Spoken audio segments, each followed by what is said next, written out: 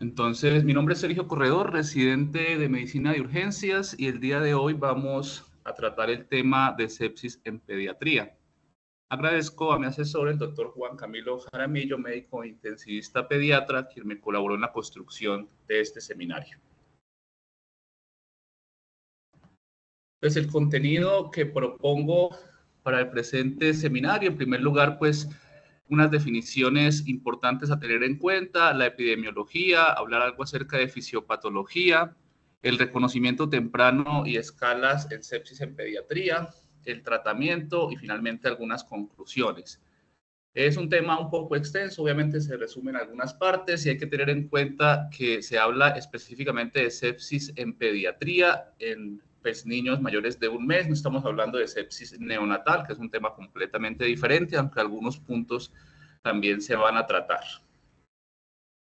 Entonces, por definición tenemos que la sepsis es una disfunción orgánica potencialmente mortal causada por una respuesta desregulada del huésped a la infección. Y el shock séptico ya se genera cuando las anomalías circulatorias, celulares, metabólicas se asocian pues con un mayor riesgo de complicaciones y mortalidad. Es importante destacar que la sepsis pues es la principal causa de muerte en niños en todo el mundo, aunque el tratamiento, digamos, y el diagnóstico de la sepsis en niños y lactantes está influido en gran medida no solo por estudios propiamente hechos desde los pacientes pediátricos, sino también por estudios realizados en adultos. Claramente, pues existen consideraciones importantes y relevantes respecto a la pediatría, pero podemos decir que hay cierto rezago respecto a los manejos que se dan en adultos, ya que pues, los estudios tienden a ser a veces un poco más tardados respecto a los que se hicieron inicialmente en la población adulta y algunas definiciones o algunos manejos difieren por este motivo. Digamos, por ejemplo, para la definición en los niños, la más reciente, la más citada, pues sigue siendo la de la Conferencia del Consenso Internacional sobre Sepsis Pediátrica de 2005, que aún tiene en cuenta pues, la presencia de SIRS, lo cual pues, ya se ha desaconsejado como criterio para la definición de sepsis. Pues esto debido a que realmente la validez predictiva de mortalidad, de la validez predictiva de la patología como tal en esta puntuación difiere y es menor respecto a otras puntuaciones o criterios.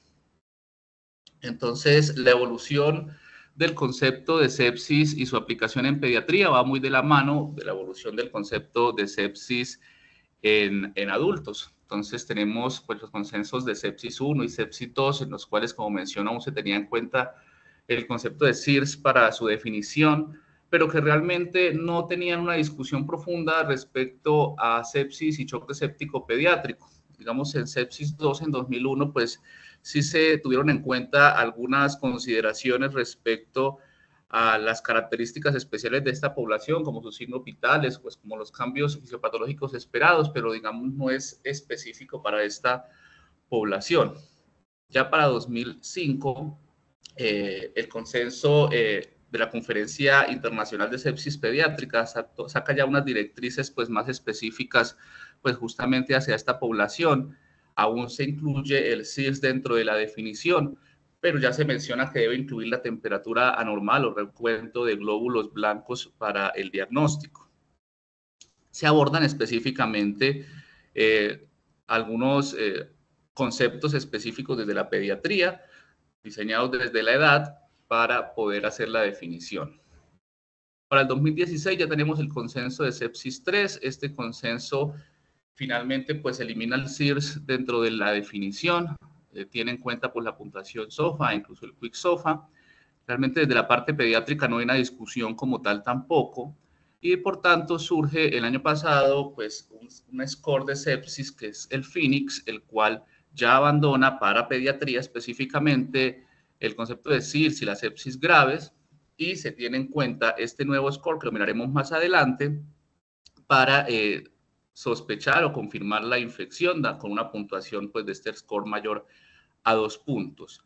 Al igual que para el choque séptico, se tienen en cuenta también pues, los parámetros de este puntaje y se va a definir como al menos un punto cardiovascular dentro de esta escala. Entonces, respecto a la epidemiología, tenemos que hay alrededor del mundo 48.9 millones de casos de sepsis, de los cuales 11 millones van a derivar en mortalidad, que corresponde alrededor del 19.7% de los casos.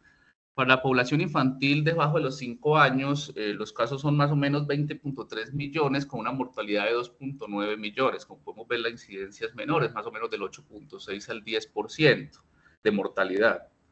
Y obviamente van a haber etiologías específicas. En el caso del paciente pediátrico, pues resalta la causa respiratoria y gastrointestinal como etiología de la sepsis. En la gráfica de la derecha podemos ver cómo la mortalidad difiere de acuerdo a los grupos de edad, teniendo en cuenta que la edad neonatal y los lactantes tempranos, por su madurez del sistema inmunológico, van a tener una mayor incidencia de mortalidad que va disminuyendo en la medida que se van ganando años hasta ya tener una meseta durante la edad adulta media y vuelve a elevarse en el adulto mayor. Esto ya teniendo en cuenta el declive también inmunológico esperable para la edad. Esta revisión sistemática de 2008, pues es una de las más grandes que encontré respecto a incidencia de sepsis pediátrica.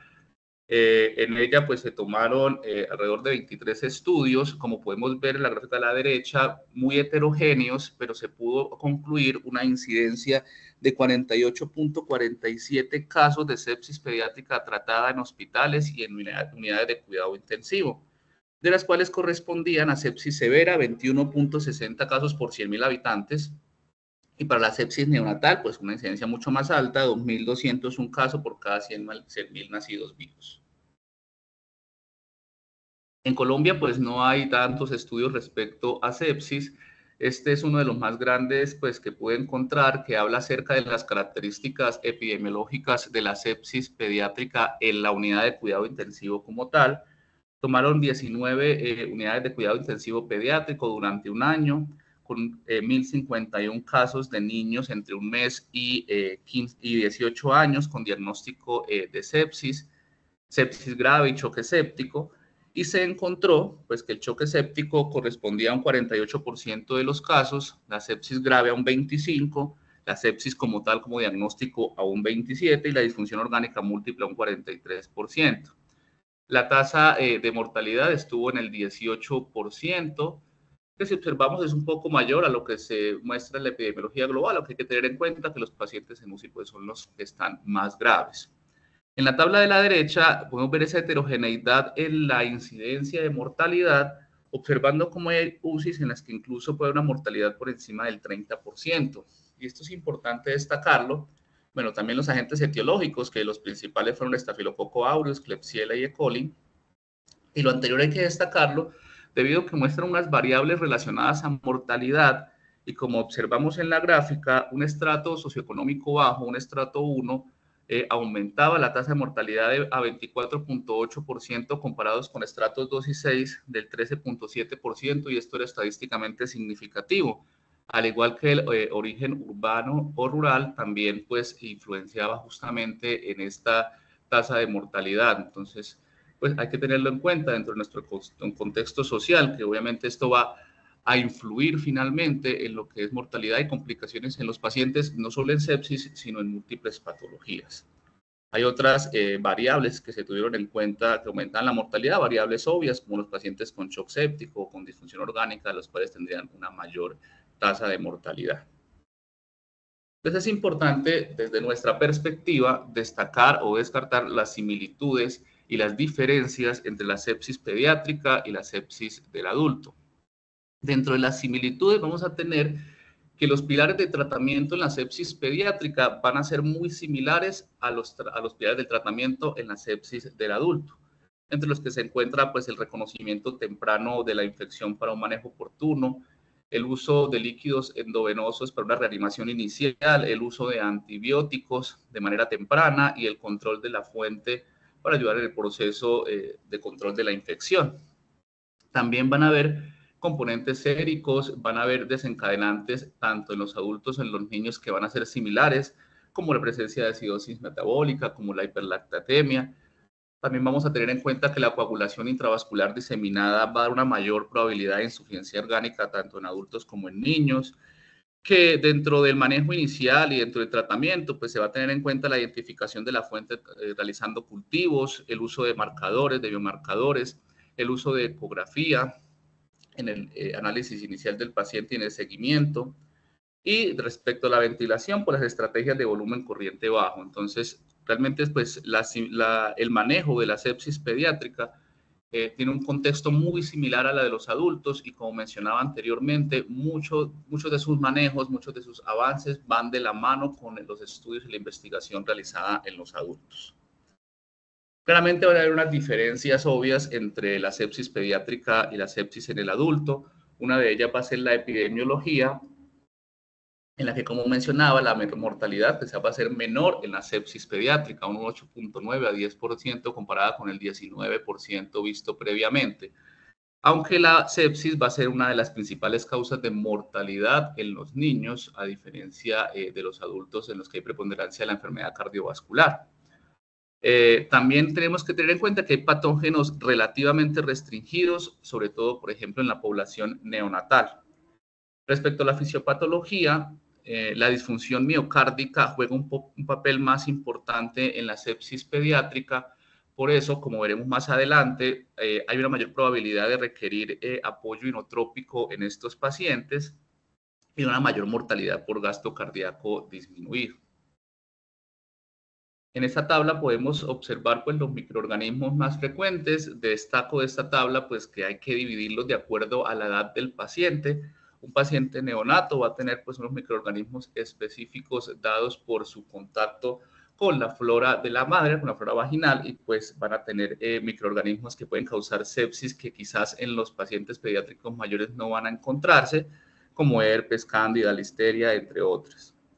De 1 a 3 meses, que es como esa etapa intermedia, van a poder encontrarse microorganismos tanto de gérmenes neonatales como pues, de gérmenes de pacientes pediátricos de mayor edad.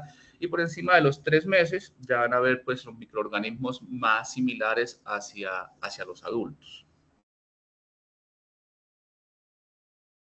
También destaca dentro de las diferencias entre sepsis pediátrica y adulta el reconocimiento inicial y la gestión. Hay que mencionar que la hipotensión va a ser un hallazgo más tardío en los pacientes pediátricos y por lo tanto el reconocimiento de sepsis y de choque séptico debería hacerse antes del desarrollo de la hipotensión, que estaría evidenciando un proceso pues, de mayor severidad, de mayor gravedad. También la hipotermia, a diferencia de la hipertermia, que puede generarse en los neonatos y bebés por mecanismos de termogénesis inmaduros, y tener en cuenta pues, ciertas características dentro del manejo técnico inicial, como incluso el uso de líneas centrales, catéteres de arteria umbilical y venosa, agujas intraóseas en pediatría, entre otros. Entonces, respecto a la fisiopatología, pues es importante destacar que el sistema inmunológico de un niño va a ser notablemente diferente a de los adultos en términos pues, de la función inmunológica innata y adaptativa. De hecho, pues la madurez inmunológica completa no se alcanza hasta la adolescencia. En el caso de los neonatos específicamente, se da por esa transición de un entorno intrauterino que es estéril al entorno microbiológico ecológicamente complejo y cambiante, pues que el bebé tendrá que enfrentar. Realmente dentro de todo el grupo de población pediátrica, los neonatos son aquellos que van a tener, pues por decirlo así, una depresión más profunda, en la que los fagocitos van a ser menos sensibles a los PAM, en la que las células natural killer son menos citotóxicas, en la que la inmunidad adaptativa pues se encuentra suprimida, y en la medida de que se va alcanzando edad, pues el sistema inmunológico se va desarrollando y obviamente el riesgo a ciertas infecciones pues va disminuyendo. Hay obviamente algunos factores atenuantes, entre los que se encuentran pues, los anticuerpos maternos adquiridos transplacentarios y las vacunas. Y esto es importante respecto a la atención primaria.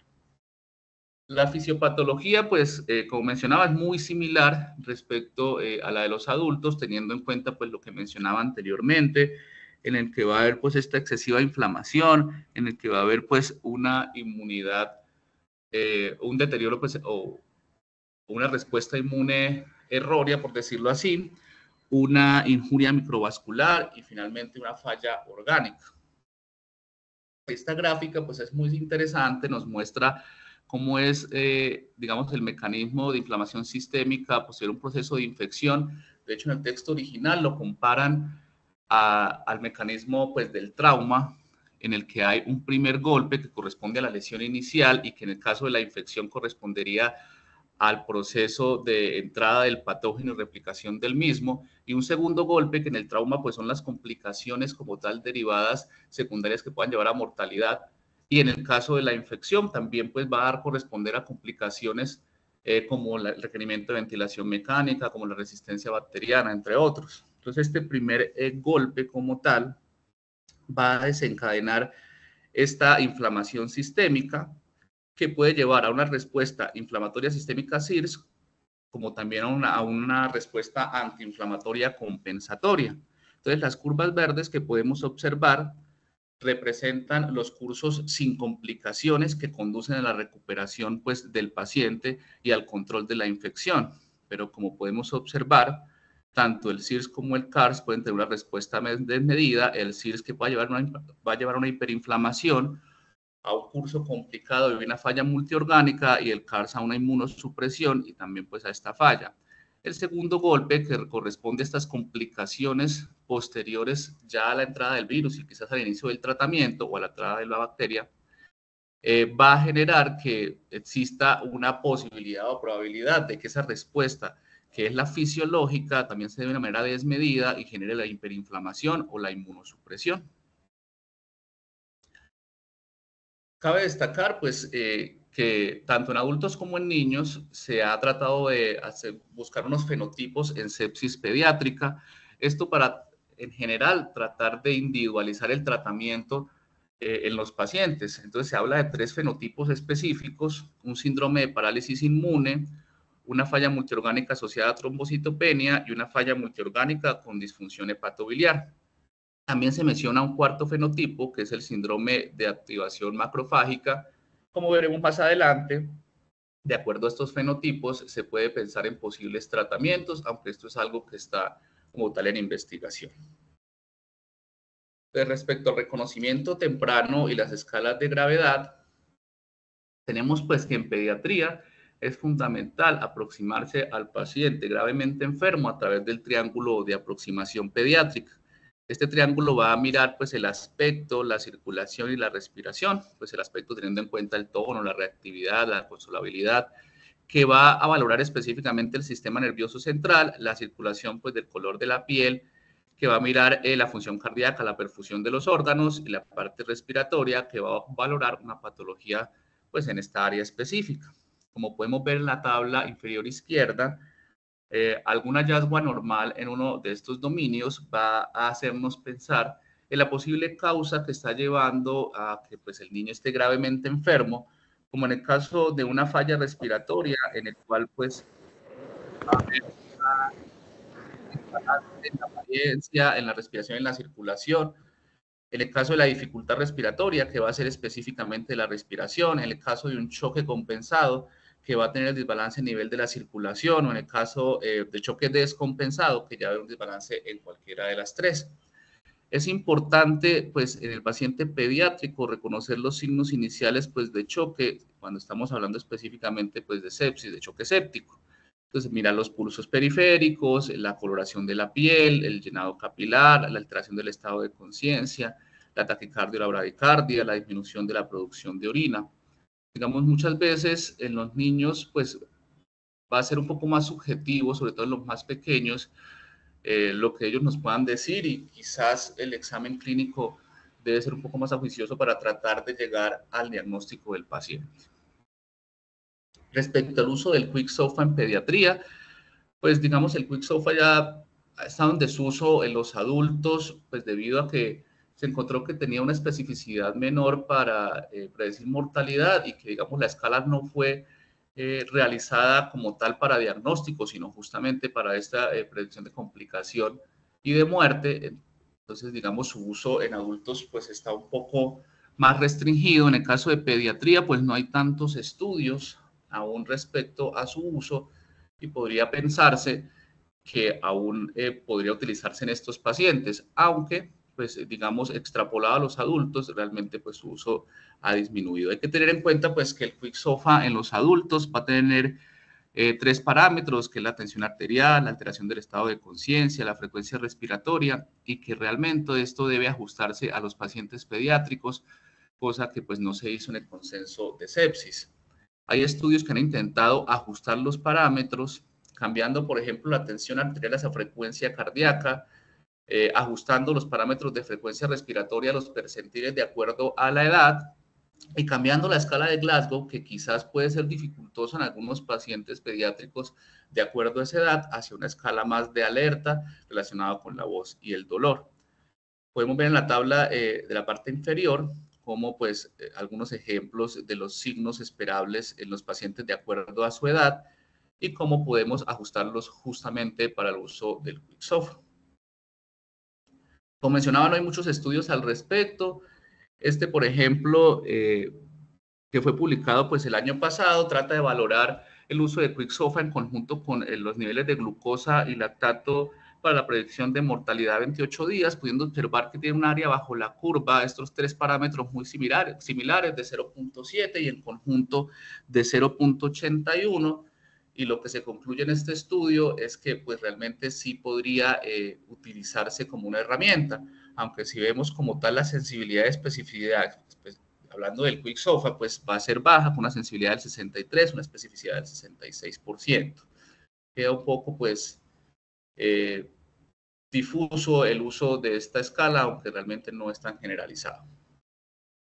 Respecto al SOFA como tal, pues también se ha tratado de adaptar y validar para el uso en pediatría. Nuevamente, pues teniendo en cuenta que los parámetros van a cambiar de acuerdo a la edad del paciente.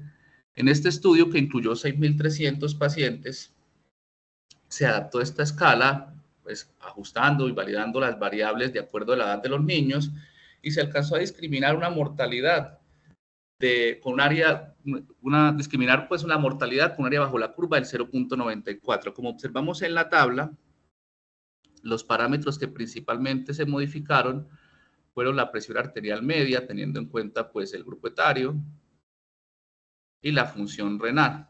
Destaca que mantenían la escala de coma de Glasgow como la herramienta para determinar el estado neurológico, pero pues esto puede tener sus bemoles, como mencionaba anteriormente. Finalmente, pues los criterios Phoenix, que son los criterios que salen el año pasado, se hicieron en base a un estudio de una corte retrospectiva internacional, multicéntrica, en países de altos y bajos recursos, incluso Colombia está incluido entre esos países.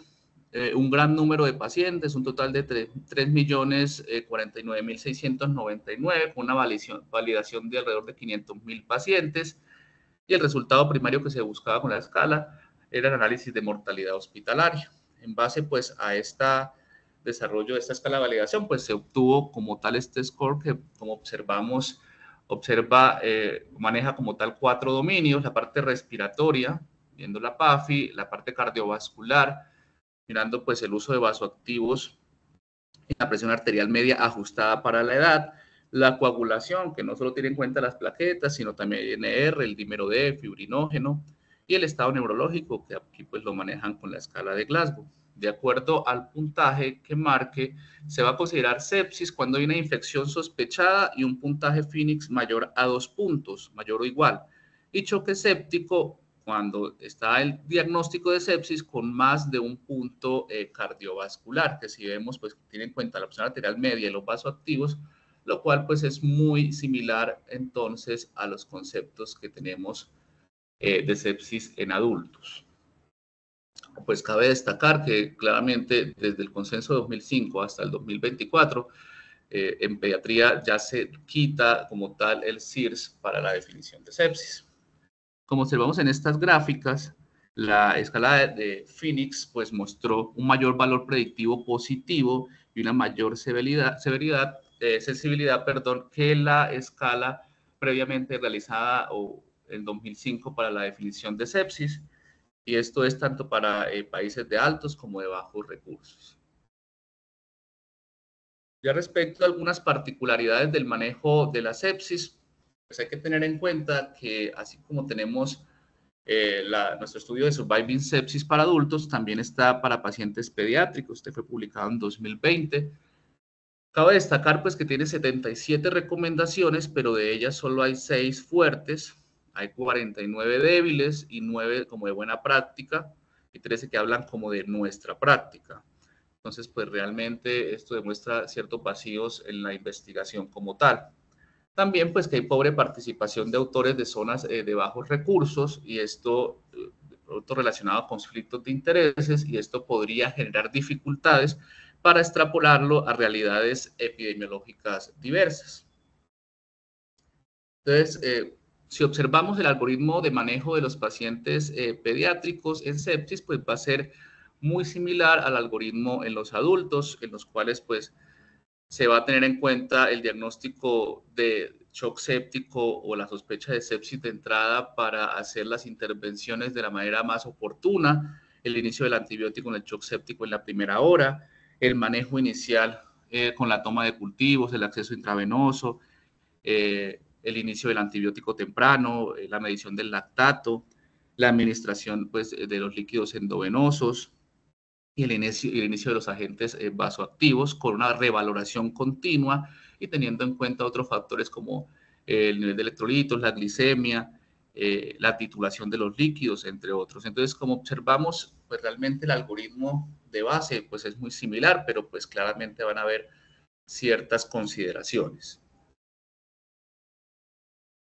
Respecto a los paraclínicos iniciales, al igual que los adultos, pues vamos a buscar confirmar una etiología realizando cultivos, hemocultivos o incluso pues realizando paraclínicos adicionales para tratar de direccionar el diagnóstico y también evaluar la función y la perfusión de los órganos, pues viendo los niveles de lactato, tomando los gases arteriales, mirando función renal y hepática, mirando tiempos de coagulación y como mencionaba, pues estudios específicos buscando la etiología. En este punto, respecto a los paraclínicos, es importante destacar que claramente en el paciente pediátrico van a haber parámetros que van a cambiar en los adultos y esto es importante tenerlo en cuenta al momento pues, del análisis de estos pacientes. Un ejemplo clásico pues, va a ser el recuento de leucocitos, que va a ser mayor en los pacientes pediátricos. Por ejemplo, en un recién nacido, un conteo mayor de 34.000 puede ser normal. En los neonatos, entre 5.000 a 19.500. Entonces, pues debemos tener en cuenta estos factores al momento de su análisis. Respecto a la reanimación hídrica, pues al igual que en los adultos, se ha procurado ser más precisos en la administración de fluidos con el fin de evitar sobrecarga que empeore la disfunción orgánica. Pero en pediatría hay un punto específico basado en un estudio que ya les voy a mostrar, que divide el uso de bolo de líquidos como tal en la ausencia, presencia o disponibilidad de unidad de cuidados intensivos. Obviamente, si es un paciente que no presenta hipotensión arterial, que como veíamos anteriormente, pues no es un marcador tan diciente en el paciente pediátrico. Entonces, de inicio, pues en los pacientes en los que se disponga unidad de cuidado intensivo y estén hipotensos o no, pues se puede iniciar manejo con 40-60 mililitros por kilo de bolo en líquidos, haciendo obviamente bolos de 10 a 20 mililitros. En el caso de que no se disponga como tal de unidad de cuidado intensivo, pues ya se piensa en manejo con infusión. Esto se hace en base al estudio FEST, que miró o que observó mortalidad después del uso de bolo de líquidos en niños africanos con infección severa. Fue en total 3.141 niños con enfermedad febril grave a los cuales se les administraron bolos de líquido con solución salina o albúmina o ningún bolo, y se pudo observar cómo la mortalidad a las 48 horas aumentó en aquellos niños en los que se les administró bolo de líquidos de 10.6% en caso de albúmina, 10.5% en la solución salina al 0.9 y 7.3% los que no recibieron ningún bolo, y esto fue estadísticamente significativo. Obviamente se encontraron mayores complicaciones en aquellos pacientes en los que utilizaron bolos de líquidos dadas por edema pulmonar o aumento de la presión intracraneal. Por tanto, digamos, las guías de sepsis a nivel de Latinoamérica, teniendo en cuenta estas recomendaciones de Surviving Sepsis y este estudios pues relacionados, realizan este algoritmo en el cual se tiene en cuenta el uso de bolo de líquido restringido para los pacientes que tienen la posibilidad de ingreso a unidad de cuidado intensivo, que tienen la facilidad de ingreso a unidad de cuidado intensivo. Entonces, obviamente, si el paciente es hipotenso, pues de entrada sí se va a pensar en colocar bolos de líquido, 10 mililitros por kilo, o ajustados de acuerdo si hay una disfunción pulmonar o miocárdica. En el caso de que no haya hipotensión, se va a verificar si hay hipoperfusión. Si hay hipoperfusión, si hay disponibilidad de UCI, perdón, y hay hipoperfusión, se van a utilizar los bolos de líquido a 10 mililitros por kilo, y si no hay disponibilidad de UCI, pues no se piensa iniciar estos bolos de líquido. Ya posterior a esto, pues se hace la evaluación del paciente, de su evolución, y se tomarán decisiones adicionales respecto a manejo farmacológico u otro tipo de terapias, incluso llegan a hablar hasta de ECMO. Respecto a la monitorización hemodinámica, como pues mencionamos, la presión arterial va a ser un marcador un poco más tardío en los pacientes pediátricos. No se va a tener el mismo parámetro que en los adultos, obviamente, de una presión de 65, media de 65 milímetros de mercurio, sino en los pacientes pediátricos se van a mirar los percentiles. Hay que tener en cuenta que no hay datos de estudios controlados, aleatorizados, que respalden unos objetivos hemodinámicos específicos. Por eso, digamos, los percentiles son muy amplios, hablan de 5 a 50, incluso en algunos lados hablan de percentil mayor al 50, y esto puede quedar muy de la mano, pues, de la decisión del tratante. También en los pacientes pediátricos hay que destacar lo que se reconoce como choque frío o cálido, ya que la mayoría de pacientes pediátricos van a tener un choque frío que van a requerir el uso o el manejo de inotrópicos de manera inicial, como veremos más adelante, o al menos de fármacos que tengan pues la doble función. La monitorización avanzada, pues como en el caso de los adultos, si está disponible, pues debería utilizarse dentro de lo posible, aunque claramente en el manejo inicial pues puede ser dificultosa. Acá en la tabla de la parte de abajo vemos los rangos normales de algunos parámetros de esta monitorización. Y también tener en cuenta los niveles de lactato, su evolución y depuración para verificar cómo evoluciona el paciente respecto a su disfunción orgánica.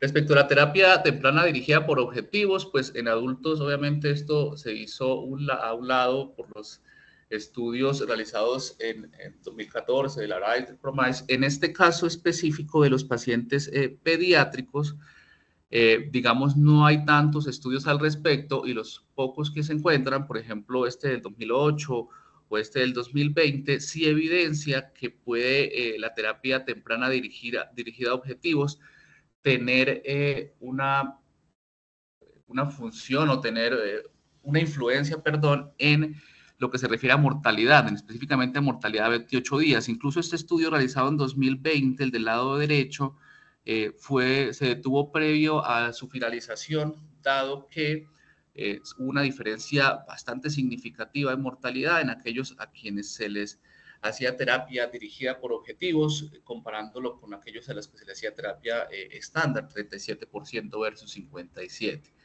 Entonces, si hablamos desde la pediatría, podríamos decir que la terapia temprana dirigida por objetivos aún podría pensarse como un mecanismo que podría utilizarse en los pacientes pediátricos de manera más generalizada. Como mencionaba, está el choque frío, el choque cálido. Hay unos signos clínicos específicos para cada uno de ellos. En el choque frío, pues justamente las extremidades frías, el llenado capilar mayor a 2 segundos, los pulsos periféricos disminuidos, taquio, bradicardia, presión de pulso estrecha. Y el choque cálido, pues todo lo contrario a lo anteriormente mencionado. Realmente, pues hacer el diagnóstico de choque frío o cálido de los síntomas y de los signos clínicos, pues es bastante complejo. Se menciona que quizás no debería hacerse como una terapia estándar o un manejo estándar a los pacientes, ya que pues realmente llegar al diagnóstico de alguno de estos dos choques solo por la clínica puede ser dificultoso. Y digamos, ¿por qué se hace esta diferenciación? Hay estudios clásicos como este realizado en 2008, una población pequeña, 30 niños, pero lo que se podía observar es que aquellos niños con infección adquirida en comunidad presentaban una mayor preponderancia de choque frío, es decir, pues de una disfunción miocárdica, 12 de 14 pacientes, ya comparado con pacientes con infecciones adquiridas en el hospital relacionados a catéter venoso central, que tenían más un choque caliente, 15 de los 16 pacientes. Entonces, en base a esto, pues se da la importancia de poder diferenciarlos para pensar cuál va a ser el manejo que se va a direccionar en estos pacientes. Como mencionaba, pues hay desafíos en la clasificación del choque frío y el choque caliente solo por la parte clínica, obviamente por la poca estandarización del examen clínico, por elementos individuales del examen que pueden ser discordantes. También, pues, la perfusión de la piel, por ejemplo, no va a reflejar como tal la perfusión de los órganos porque los medicamentos vasoactivos no son medicamentos limpios y van a tener efecto alfa y beta. Las personas pues van a responder de manera diferente a los vasoactivos. Entonces hay muchos parámetros o factores a tener en cuenta para que puedan dificultar el diagnóstico clínico de un choque frío o caliente, pero pues realmente sí debe tenerse en cuenta. La terapia vasoactiva inotrópica, en esto también hay una diferencia respecto a los adultos, y es que la adrenalina en la mayoría de guías la toman como el fármaco de primera elección. Realmente, pues las pautas pediátricas actuales recomiendan comenzar un agente vasoactivo con propiedades inotrópicas, pues, como la dopamina o como la adrenalina, pues dado, como mencionaba, a esta preponderancia del choque frío en los niños. Sin embargo, cuando se considera la posibilidad de un choque caliente, un agente vasopresor como la norepinefrina podría ser más apropiado. La vasopresina, pues no tiene suficiente evidencia, está extrapolado al manejo de los adultos, pero también se le da uso, sobre todo cuando ya se consideró un choque caliente, se inició norepinefrina, no hubo respuesta y el siguiente paso sería el manejo de la vasopresina. ¿Por qué el uso de epinefrina y no dopamina? Este es uno de los estudios que analizó esta parte, publicado en 2015, un ensayo controlado, niños de 1 mes a 15 años, fueron un total de 140 pacientes, en el que se comparó el uso de dopamina versus epinefrina a las dosis ahí escritas, y la dopamina mostró una probabilidad de muerte 6.51 veces mayor respecto al uso de adrenalina. De igual manera, también se encontró que la duración del proceso de reanimación y la duración de la ventilación mecánica pues fue mayor en los pacientes que recibieron dopamina. De igual manera, una mayor cantidad de pacientes requirieron manejo con terapia de reemplazo renal. Por eso pues se prefiere la epinefrina en estos pacientes. Este algoritmo resume más o menos lo anteriormente dicho: la reanimación hídrica inicial, el uso de bolos restringido hacia hay disponibilidad o no de una unidad de cuidado intensivo pediátrico. En el caso de que no haya una respuesta y el paciente esté hipotenso, se va a evaluar la perfusión y se va a considerar, en caso de un choque frío y bradicardia, el uso de epinefrina, y en el caso de un choque cálido, el uso, y pues un choque hiperdinámico, el uso de norepinefrina. En el caso, pues, de que haya una tensión arterial normal, pues también se piensa de entrada en el uso de epinefrina. Cuando no hay una respuesta a la epinefrina, hay un choque frío, pero se mantiene una tensión arterial normal, se puede pensar en adicionar milrinone. En el caso de que haya un choque frío con una presión arterial baja, se piensa en adicionar norepinefrina, pues dado que se considera que también hay un contexto de choque vasodilatado. Si hay norepinefrina, se mantiene en choque cálido y la tensión arterial está baja, ya en este caso, como mencionaba, se va a considerar el uso de vasopresina y ya las terapias adicionales. Respecto a la terapia antibiótica, sí podemos decir que hay similitudes respecto al manejo con los adultos. El antibiótico empírico a iniciarlo en la primera hora en choque séptico, en las primeras 3 horas en sepsis. Obviamente tendrá que tenerse en cuenta y realizarse en función a la epidemiología local, al foco de la infección, a los resultados de los cultivos. Sin embargo, esta información pues no siempre va a estar disponible a la evaluación inicial y pues tendrá que iniciarse antibiótico en algunos casos de manera empírica. Esta tabla pues resume más o menos el grupo de antibióticos que pudiese utilizarse en los pacientes, fue facilitada por mi asesor, y debemos observar principalmente cómo se va a diferenciar de acuerdo a la edad del paciente, ya que en los neonatos, como mencionado, va a haber una flora diferente a los demás pacientes pediátricos, y también tener en cuenta obviamente el paciente en el rango de 1 a 3 meses. Pues no vamos a mencionar todos los antibióticos porque es que esto depende mucho, como decía, de la epidemiología local y de otros factores, pero es importante pues tenerlo en cuenta. El uso de corticosteroides no se recomienda de manera rutinaria el uso de este medicamento en los pacientes con shock séptico refractario a las catecolaminas, a pesar de que se conoce un potencial beneficio teórico. Realmente la evidencia a nivel de pediatría no es tan contundente. Obviamente habrá casos en los que los pacientes tengan riesgo de una insuficiencia suprarrenal o falla del eje suprarrenal, y en ese caso podría considerarse su uso. No hay estudios al respecto. Este metaanálisis y revisión sistemática, hay varios al respecto en adultos. Tomé este porque tenía en cuenta pacientes pediátricos y se puede observar que había una pequeña reducción en mortalidad a corto plazo, aunque pues no era una diferencia estadísticamente significativa, y mortalidad a largo plazo quedaba en el límite. Realmente el número de niños dentro de este metaanálisis era solo 225 niños pues, con sepsis, por tanto pues es un pequeño número de pacientes para poder dar esta recomendación.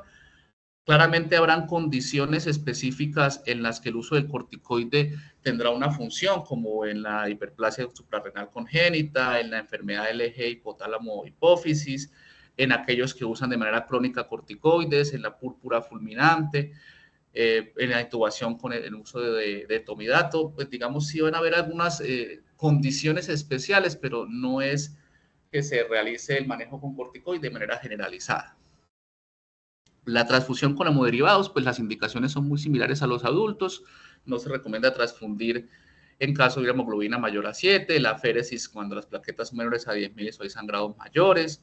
Sin estabilidad hemodinámica, pues eso va a quedar obviamente al criterio del tratante. Y el plasma fresco, pues si hay pruebas de coagulación como tal alteradas. En este estudio del lado derecho se trató de comparar el uso de hemoderivados de manera temprana en las primeras 48 horas en los pacientes pediátricos con choque séptico versus no usarlo o un uso tardío. Un total de 400 pacientes, y como podemos observar, no hubo una diferencia estadísticamente significativa en el uso temprano de hemoderivados respecto a días libres de falla orgánica, respecto a días libres de unidad de cuidado intensivo pediátrico o respecto a mortalidad en unidad de cuidado intensivo pediátrico. El control de la glicemia, claramente pues evitar la hipohiperglicemia, mantener un nivel entre 90 y 180 y el uso de insulina en caso de requerirse.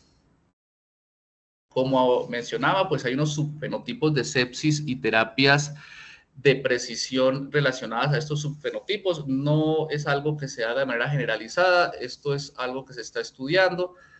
Por ejemplo, en el fenotipo de parálisis inmunitaria, uno podría pensar en la reducción gradual de inmunosupresores o en el uso de factor estimulante de colonias de granulocitos y macrófagos, o en el caso de haya un subfenotipo asociado a trombocitopenia, pensar en el uso de eculizumab, o en el caso de que haya una nueva disfunción hepatobiliar, el uso de rituximab, o en el caso de un síndrome de activación de macrófagos, el uso de proteína antagonista del receptor de interleuquina 1. Digamos, pues estos podrían ser tratamientos emergentes, falta estudio al respecto.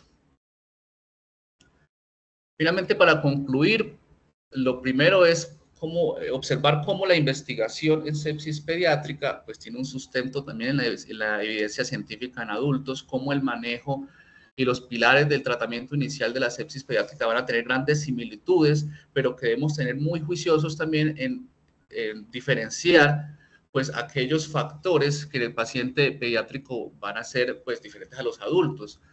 Digamos, sus signos vitales, digamos, sus hallazgos en laboratorio, tener en cuenta esta restricción en la parte de líquidos, tener en cuenta cómo cambia el manejo con los vasopresores inotrópicos, tener en cuenta también las diferencias epidemiológicas, etiológicas, fisiopatológicas para el tratamiento de estos pacientes.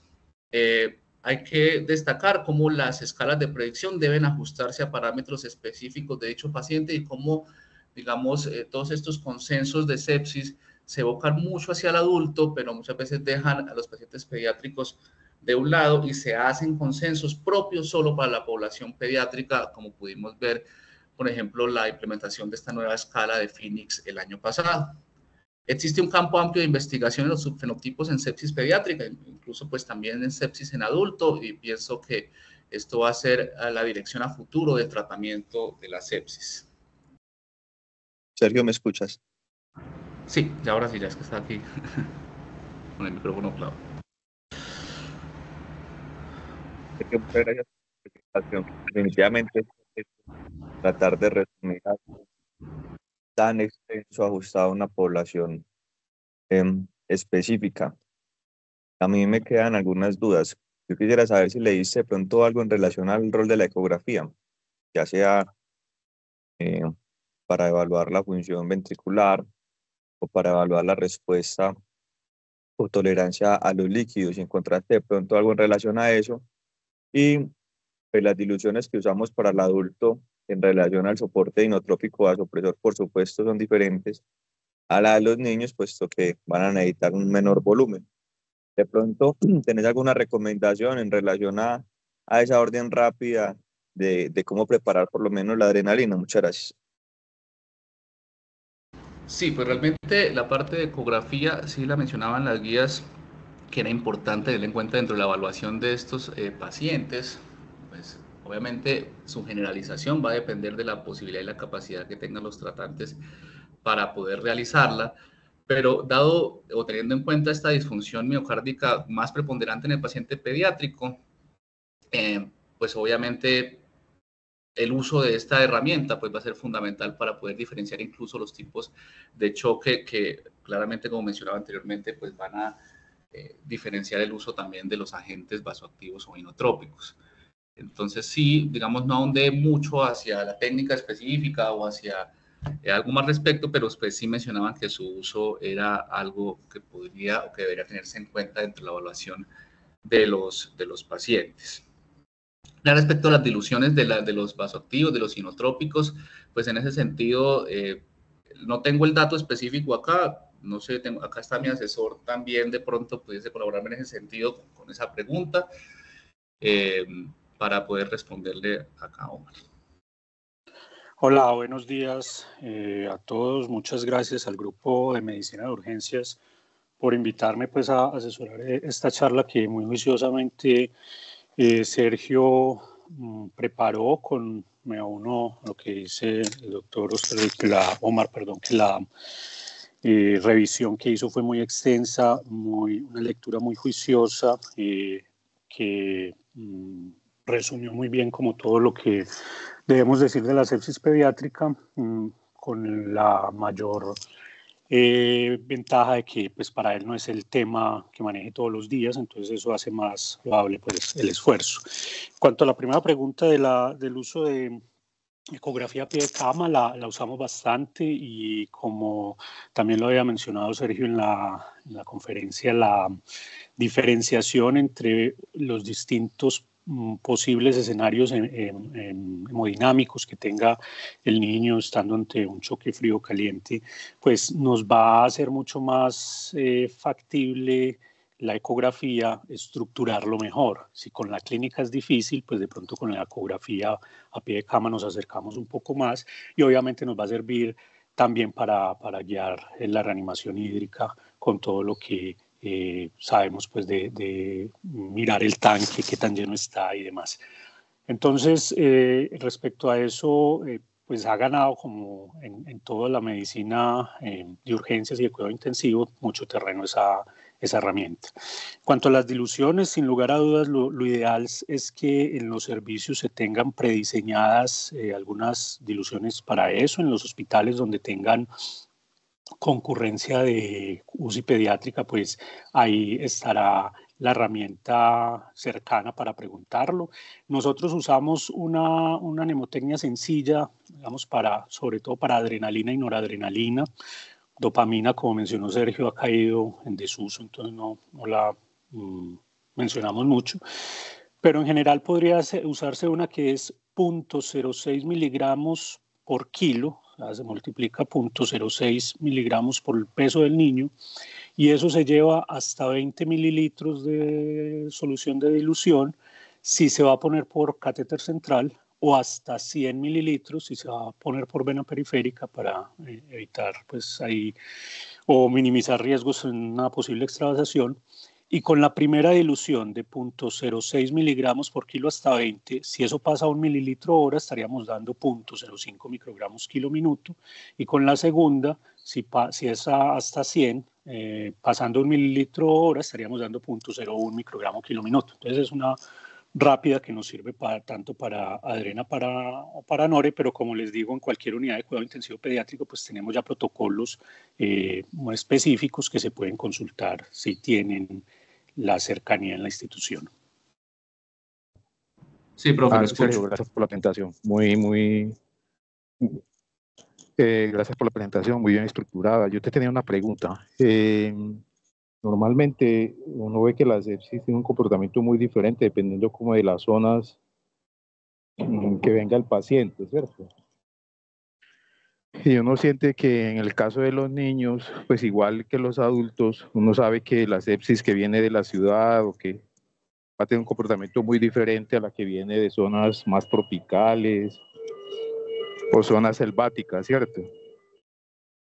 ¿Hay algún dato que tú tengas de cómo debemos enfrentar estos pacientes? Porque uno igual debe saber de que en el enfoque inicial de ellos, uno sabe que tiene poco tiempo, ¿cierto? Sobre todo en gérmenes diferentes a bacterias. Te voy hablando de parásitos, algunos virus, pues, que vienen de estas zonas. Sí, profe, pues digamos, hay que tener en cuenta, como mencionaba anteriormente, el contexto pues, socioeconómico, todos estos factores, pero también el área geográfica de donde provenga el paciente. Pues teniendo en cuenta la posibilidad de enfermedades o infecciones pues, tropicales, y debe tenerse dentro del diagnóstico diferencial de los pacientes pediátricos. Obviamente bajo la sospecha y bajo el área geográfica de donde venga el paciente, pues uno va a tener esa sospecha clínica y deberá realizar las pruebas adicionales para poder diferenciarlos. Obviamente el manejo de choque séptico en estos pacientes pues va a tener ciertas similitudes. Claramente, por ejemplo, en el caso de que haya una trombocitopenia muy marcada relacionada a una enfermedad por dengue, por ejemplo, pues tendrá también sus bemoles, pero sí, en general, pues podría pensarse en individualizar el síndrome febril de estos pacientes, pues, de acuerdo a la posibilidad de las enfermedades tropicales como tal o de otro tipo de afecciones dado por un sistema inmunológico deteriorado. Agregaría a la pregunta del doctor Carlos y lo que mencionó Sergio, que sin lugar a dudas es relevante tener en cuenta para nosotros. Hay, digamos así resumido, cuatro cosas. Muchas gracias, Sergio. Cuatro cosas o cuatro etiologías que debemos tener en cuenta en esos escenarios. Sergio ya mencionó una, el dengue, tener muy presente la malaria, obviamente la leptospirosis y la fiebre tifoidea como posibilidades que tengan tratamientos o algunos más distintos o más diversos que la bacteriana en general, y obviamente en niños muy pequeños virus también que nos pueden complicar el caso, como en los casos como herpesvirus o enterovirus en neonatos. Profe Vallejo tiene la mano levantada. Sí, muy buenos días. Sergio, muchas gracias por la presentación y al doctor Juan Camilo por la asesoría. También felicitarlo por la presentación. Tengo una pregunta en relación con los criterios Phoenix. Veo que en el estudio de derivación y validación de la escala estuvieron hospitales de Colombia. Quisiera preguntar si actualmente los criterios se utilizan en consenso dentro de la Sociedad Colombiana de Pediatría y en las distintas instituciones para la identificación temprana del paciente en sepsis y si deberíamos entonces adherirnos a él. Muchas gracias. Gracias al doctor Carlos por la pregunta. A ver, la participación de la institución colombiana fue específicamente una, el Hospital General de Medellín, y a partir de ahí se ha venido algo que pues ustedes deben conocer en muchos aspectos cuando salen unas guías nuevas, unas recomendaciones nuevas, y es toda esa parte de la pedagogía y la difusión del concepto, porque aquí básicamente ante lo que estamos es un cambio de paradigma que en la medicina de adultos se dio en el 2016 con el sepsis 3, y que en la medicina pediátrica se planeaba o empezó a trabajarse alrededor de finales de 2018, inicios de 2019, para cambiar ese concepto filosófico de lo que es la sepsis, no una infección asociada a SIRS, sino una infección asociada a disfunción orgánica. Pero se metió pandemia y complicó un poco la elaboración de los protocolos y demás, y bueno, ahí ya finalmente termina en 2024 de publicarse la recomendación con una fuerte carga estadística, digamos, porque si ustedes lo comparan con lo que se hizo con sepsis 3 en adultos, el análisis que se hizo con esos hospitales de Pensilvania y demás era 1.3 millones de casos o de eventos evaluados. Como les presentó Sergio, en Phoenix se analizaron alrededor de 3.5 millones de casos. Entonces, tiene un peso estadístico grande. A partir de ahí se ha empezado, como les digo, a la difusión y la parte como pedagógica de que se conozca, se entienda, que cambie el chip. Para mucha gente es muy difícil cambiar el concepto de que la sepsis venía siendo entendida como un síndrome de respuesta inflamatoria a pasar a una disfunción orgánica. Entonces, todo eso se está haciendo la Sociedad Latinoamericana de Cuidado Intensivo Pediátrico, la Sociedad Colombiana de Pediatría, a través de varias organizaciones, el Sepsis Latinoamericano, el Instituto Latinoamericano de la Sepsis, en fin, se ha venido haciendo eso. Ahí habría que hacer una claridad de lo que menciona el doctor Carlos, y es que no la podemos considerar la escala de Phoenix como una escala para reconocimiento temprano. Es una escala diagnóstica que toma tiempo terminar de, digamos, reunir los criterios en el paciente. Entonces, ahora el reto grande en el que se está trabajando desde las sociedades latinoamericanas de emergencias, cuidado intensivo, infectología, pediátricas es en pensarnos cómo se hará el reconocimiento o cómo ir hacia el reconocimiento, y probablemente los PIUs o los EVAD, los escalas de reconocimiento temprano y alerta temprana vayan a ser muy tenidas en cuenta para elaborar este tipo de cosas. Aquí está mencionando acerca de la encefalitis aguda viral. ¿Cómo debería enfocarse un paciente que inicialmente cursa con encefalitis, con reactantes negativos y cultivos negativos a los 3 días? De terapia de soporte cursa con signos de shock séptico, criterio Phoenix más de 3 puntos, sin iniciar cobertura antibiótica. Y dar una respuesta en la que mencionan que la encefalitis viral siempre es un reto diagnóstico y clínico. Los estudios más recientes para su identificación dan un mayor peso, no tanto a los cultivos, pero sí a pruebas moleculares, principalmente para el herpes virus, que muchas veces su recibimiento diagnóstico no es esperado, junto con resonancia magnética contrastada. Ante su sospecha y cumplir los criterios diagnósticos propuestos en 2013, debería iniciarse antiviral, aciclovir, más que antibiótico terapia, junto con traslado a UCI, vigilando estado de alerta y hemodinamia. Pues, ante la pregunta, hubo también una respuesta acá en el chat al respecto. José tiene la mano levantada. Buenos días, Sergio. ¿Me escuchas ahí? Sí, un poquito entrecortado, pero se escucha.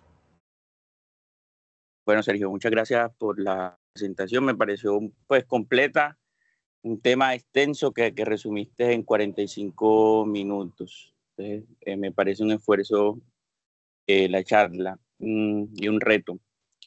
Sergio, pues mi comentario va sobre todo a lo último que mencionaba el doctor Jaramillo, y es, pues hace un año yo hice la revisión del tema en la rotación de pediatría, y discutíamos que en ese momento tenía pocos meses de haber salido esta escala Phoenix, y a la conclusión que llegábamos es que, pues, si bien es una herramienta que ayuda en el diagnóstico, sabemos que la mortalidad global para sepsis en la población pediátrica es elevada. Entonces, digamos que la discusión y lo que mencionaban la mayoría de los pediatras en ese momento es tratar de tener esas escalas de predicción o detección temprana de sepsis en los niños, con el fin de disminuir esa mortalidad tan alta que vemos. Y principalmente la discusión se centraba en que muchos niños acuden al servicio de urgencias inicialmente con unas manifestaciones, con un espectro de la enfermedad que digamos que es muy leve, y vemos que esos niños se comportan y progresan de forma rápida a disfunción orgánica. Entonces, como digamos que el reto está en cómo identificar esos niños que potencialmente van a tener un deterioro rápido y evitar pues que nos lleguen en choque séptico o en una sepsis ya digamos que un poquito más avanzada. Entonces yo siento que en la parte pediátrica están sobre todo más enfocados más que a tener esa escala de diagnóstico, a esas escalas de detención temprana que permitan identificar esos niños de riesgo, sobre todo porque en la población pediátrica tenemos niños de diferentes edades. Entonces, siempre tener una sola escala de predicción o diagnóstica para un grupo especial va a ser como más complejo. Tenemos niños de meses, niños un poquito más grandes, y eso la vuelve más compleja. Entonces, yo pienso que mucho del esfuerzo que se está haciendo en pediatría es como para esa identificación temprana. En ese momento yo revisé que habían como varias propuestas y algunas escalas en otros países como validadas, pero que todavía no hay como un consenso general de que haya una sola que nos pueda predecir con mucha confiabilidad y con precisión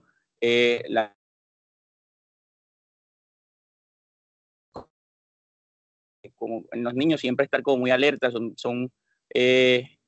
digamos que el espectro de la enfermedad es muy grande, muchas veces no lo vemos inicialmente tan enfermo y en 24 o 48 horas en niños que están muy graves, y debemos orientar como los esfuerzos a ser muy juiciosos en esa evaluación clínica. Gracias, Sergio.